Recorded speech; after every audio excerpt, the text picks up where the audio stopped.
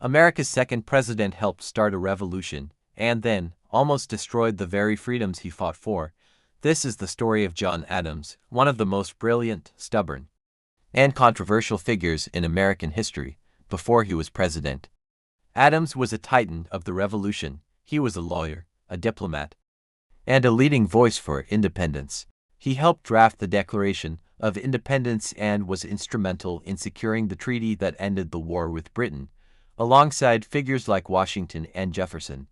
He was a true founding father, but when he finally reached the presidency in 1797, things got complicated. The world was a chaotic place. France, which had helped America win its independence, was in the midst of its own violent revolution. The new United States was caught in the middle, deeply divided over whether to support France or its old enemy, Great Britain. The political atmosphere was toxic, with two emerging parties, the Federalists and the Democratic Republicans, attacking each other relentlessly in fiercely partisan newspapers. Adams, a Federalist, found himself under constant, vicious attack. He was called a monarchist, accused of wanting to be a king. His critics, many of whom were friends turned rivals like Thomas Jefferson, used the press to undermine his every move. Adams, known for his thin skin and fiery temper, took it all personally. He saw these attacks not just as political disagreements, but as threats to the stability of the young nation itself. So, in 1798, his administration did something shocking. Congress passed, and Adams signed, the Alien and Sedition Acts. These laws were designed to silence his opposition. The Sedition Act, in particular, made it a crime to publish false, scandalous, and malicious writing against the government or the president.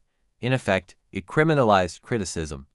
The crackdown was swift. Newspaper editors were arrested, congressmen were prosecuted, and ordinary citizens were jailed, all for speaking out against their own government. It was a direct assault on the principle of free speech, a right that was supposedly guaranteed by the First Amendment. The very man who had fought for liberty was now taking it away. These acts were a disaster for Adams. They backfired spectacularly, creating martyrs for the cause of free speech and fueling the rise of Jefferson's party. The controversy, combined with Adams's skillful but unpopular decision to avoid a full-blown war with France, sealed his political fate.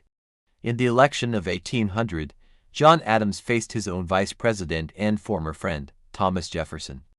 It was one of the nastiest campaigns in American history. Adams was painted as a tyrant, and Jefferson was painted as a radical atheist. In the end, Adams lost.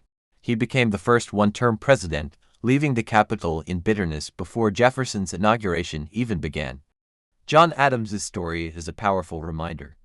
It shows how even the most brilliant leaders can be swayed by fear and insecurity, and how fragile our freedoms can be.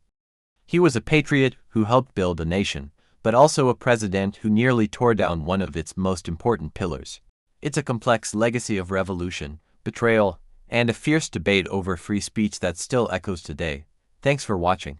If you found this story interesting, don't forget to like and subscribe for more deep dives into history.